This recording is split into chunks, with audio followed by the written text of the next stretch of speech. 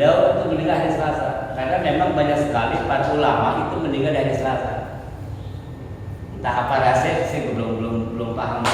Tapi memang ada khusus yang mengkaji tentang itu, Pak, tentang hari, ya, tentang hari.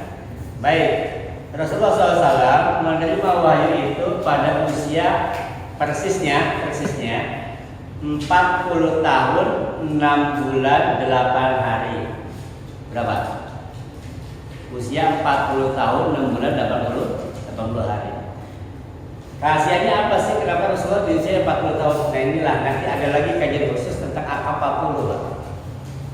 40 itu banyak rahasianya. Bahkan dikatakan orang yang usianya udah 40 tahun hati-hati. Itu sudah kena lampu kuning. Karena usia 40 dianggap usia yang sudah mapan, usia yang sudah bisa istiqomah. 40 itu banyak rahasia di angka 40. Kitab yang dikarang oleh Imam Nawawi yang kita sudah kaji itu, kitab hadis apa?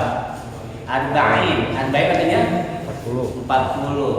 Ada sholat jamaah wajib di Masjid Nabawi, namanya sholat Arba'in.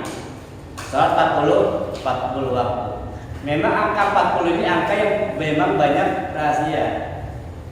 Contoh lain di dalam Al-Quran disebutkan Nabi Musa menerima wahyu di Bukit Sinai, di Tur Sinai itu selama 40 malam. Jadi digembleng Nabi Musa itu di Tur Sinai, di Gunung Sinai itu selama 40 malam. Jadi angka 40 memang banyak rahasia.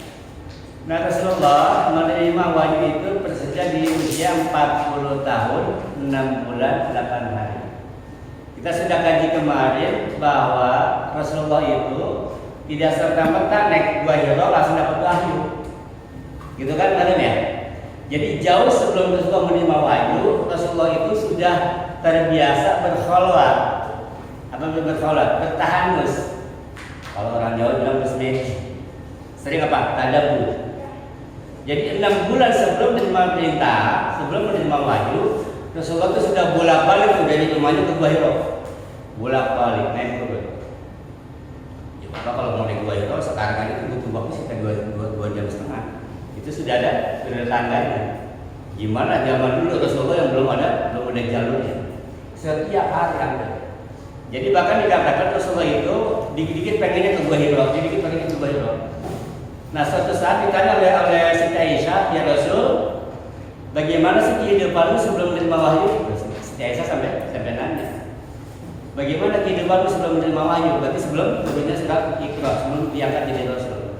Kata Nabi Muhammad, aku dulu kalau sebelum aku belum menerima wahyu, aku bawanya pengen apa? Pengen berkhalwat, pengen menyendiri, Pak. Jadi kayak orang menghindar sesuatu. Itu waktu tiap hari itu kurang lebih di ulama mengatakan Rasulullah itu bolak-balik ke Gua Hira itu sekitar 6 bulan. 6 bulan bolak-balik ke Gua Hira untuk bersolawat atau bertahan. Nah tepat di usia 40 tahun 6 bulan 8 hari, tepatnya ulama sepakat di tanggal 17 Ramadan. Ada bilang 27. Pas tanggal 17 Ramadan malam-malam turunlah Jibril kepada Nabi Muhammad, langsung berkata, ya Muhammad iqra. Hai Muhammad, bacalah. Rasul bilang, ma'ana biqari. Aku gak bisa baca. Aku tidak bisa baca. Akhirnya disekop lagi dulu kan, dipeluk sampai tidak bisa napas.